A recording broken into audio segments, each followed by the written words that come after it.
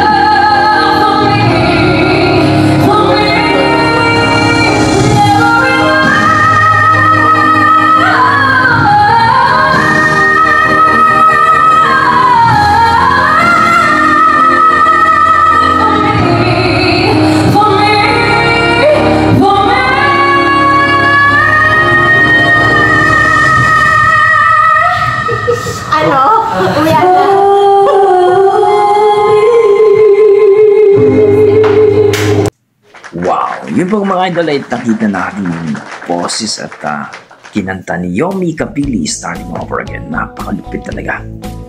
No? Kung i-rate ko po ang kanyang performance, grabe. Nasa mga 9 mga idol. Kasi medyo mataas itong kantang ito pero maning-mani lang sa kanya.